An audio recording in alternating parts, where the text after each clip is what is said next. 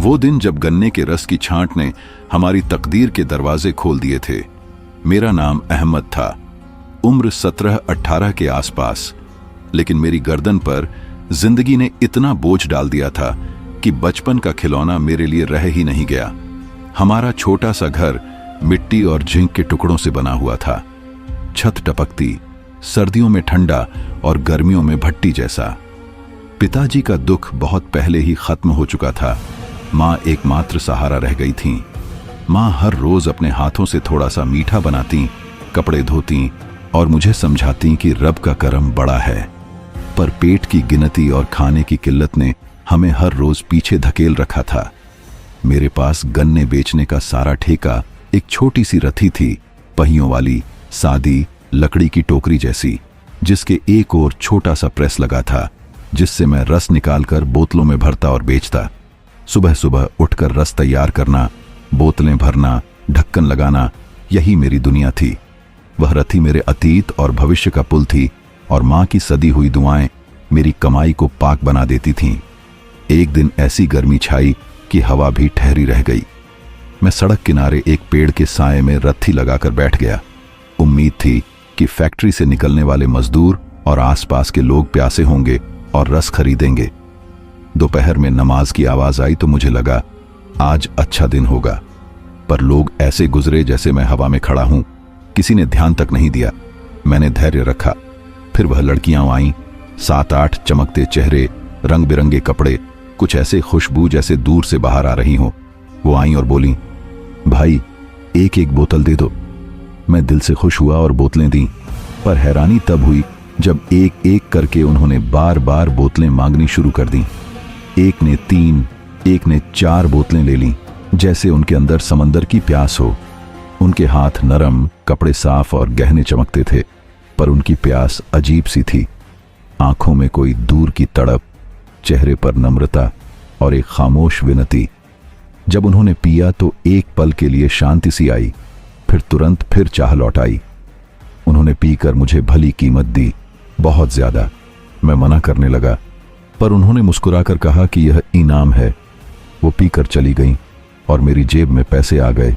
रात को घर लौटने पर मां की आंखों में खुशी थी। हमने सोचा शायद ये किस्मत का पल था, पर अगले दिन बाजार में एक वीडियो वायरल हो गया जिसमें मुझे अकेला दिखाया गया था। वीडियो में मेरे हाथ खाली हवा में बोतलें आगे बढ़ाते दिख रहे थे। लोग हंस रहे थे, ठहाके मार रहे थे, देखो ये बेवकूफ हवा बेच रहा है। मेरे दोस्त ने भी वीडियो मुझे दिखाया तो मेरी गर्दन पर सारा बदन ठिठक गया। मैंने बताया, मैंने वे लड़कियां देखीं, मैंने उन्हें बोतलें दी, उन्होंने पैसे दिए। दोस्त का चेहरा सख्त हो गया और उसने कहा कि वीडियो में तो तुम अकेले हो। मेरी जुबान बंद हो गई, पर मैंने कहा कि कल छुप कर आना, तुम खुद देख लेना। अगले दिन दोस्त छुपा और मैंने रिकॉर्ड किया, पर जब मैंने मोबाइल की स्क्रीन पर देखा तो वही सीन था। मैं अकेला, बोतलें आगे बढ़ाते, पर जो आंखों से दिख रहा था वो मोबाइल में गायब था। फिर जैसे ही मैंने फोन बंद किया, सामने वही लड़कियां हंसती हुई मौजूद थीं, बोतलें पी रही थीं।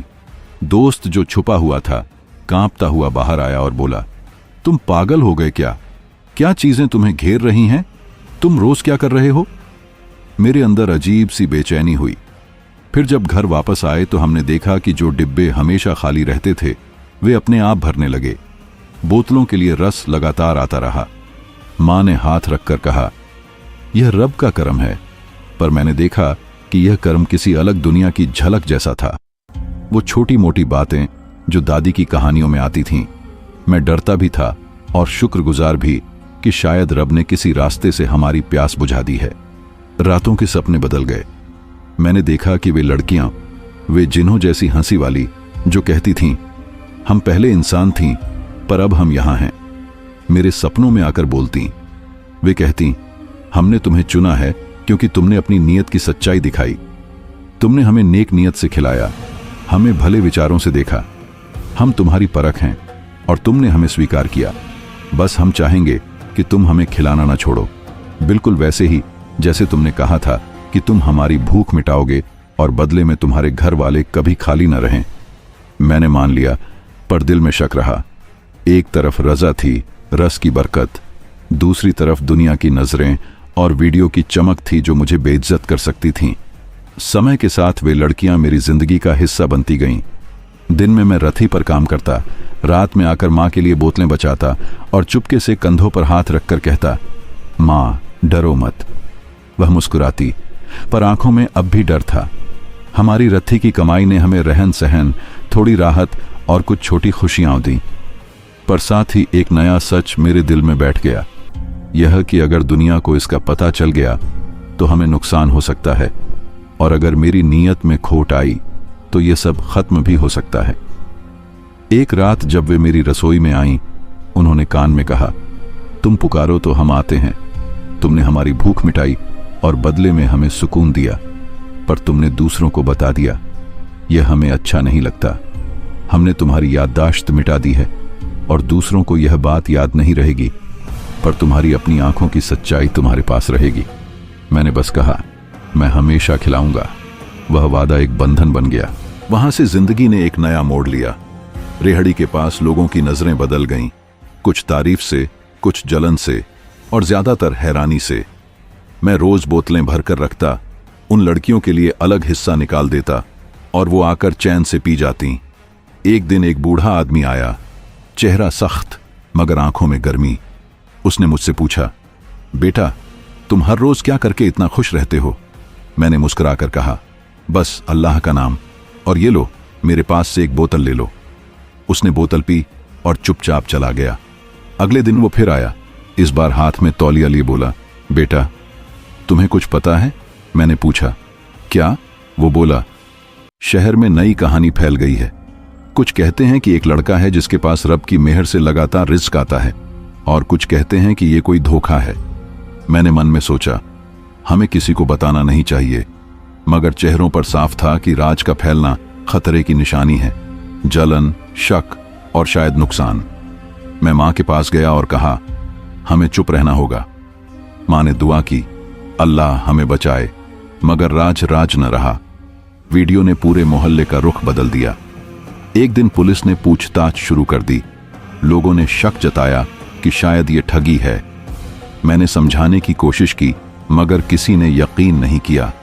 तब वो लड़कियां चुप रहीं।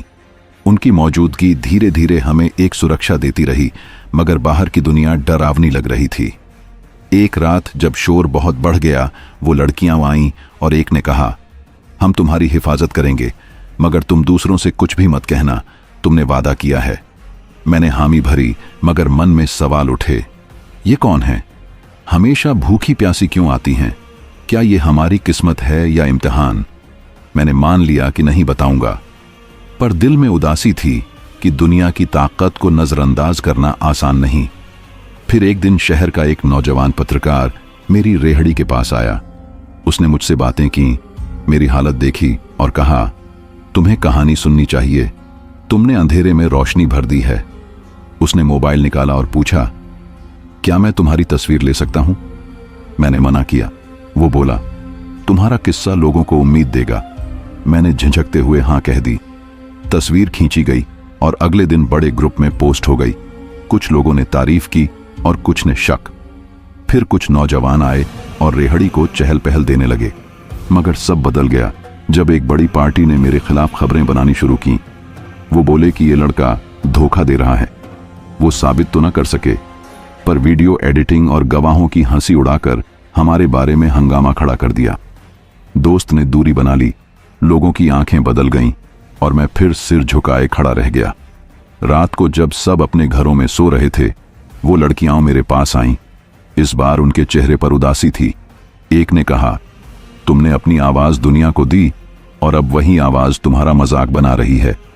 तुम्हें समझना चाहिए था कि कुछ राज दिल में रहना बेहतर होते हैं, लेकिन हम तुम्हारे साथ हैं, हम तुम्हें नुकसान नहीं पहुंचाएंगी। मेरी रूह में उलझन गहरी हुई। क्या मैं उनका कर्ज चुका सकता हूं? मेरा जवाब हमेशा यही था कि मैं खिलाऊंगा, मगर मन चाहता था कि मैं एक दिन उनके पीछे का सच जान लूं। मैंने पूछा, बताओ, पर उन्होंने सिर्फ इतना कहा, जब वक्त आएगा हम खुद बताएंगी। ये वादा एक नई उम्मीद लेकर आया।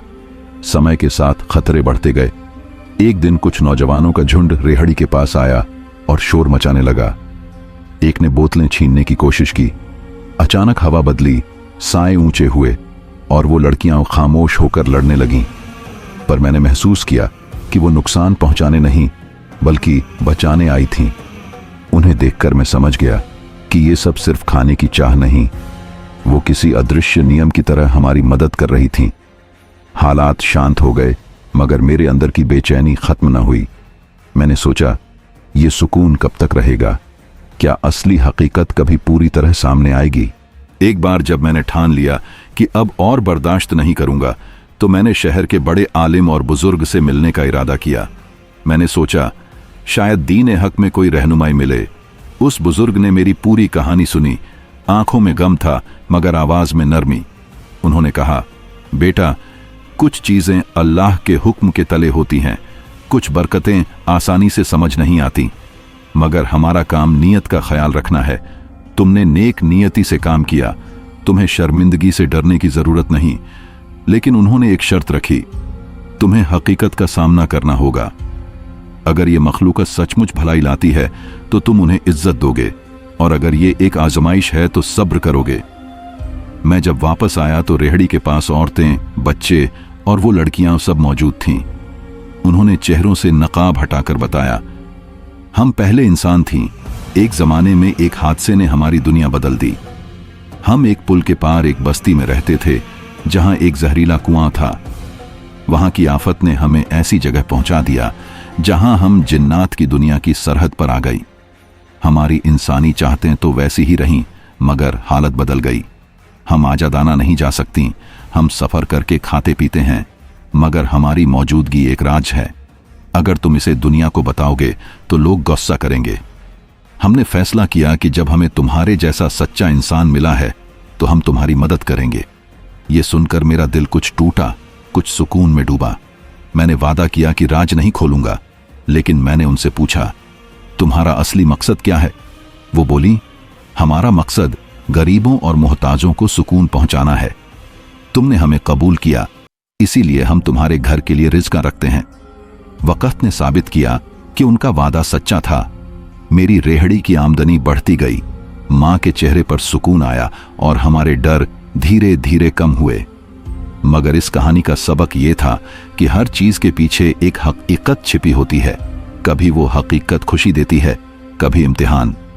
मैंने सीखा कि इंसान को सच्चाई, हिम्मत और सब्र के साथ जीना चाहिए। मैंने लोगों से डरकर अपने रब और नेक अमाल से मुंह नहीं मोड़ा। मैंने अपनी रेहड़ी के पास हमेशा एक प्याली रखने का वादा किया, जिसे मैंने भीख ए मोहब्बत का नाम दिया, और उसे कभी खाली नहीं रहने दिया।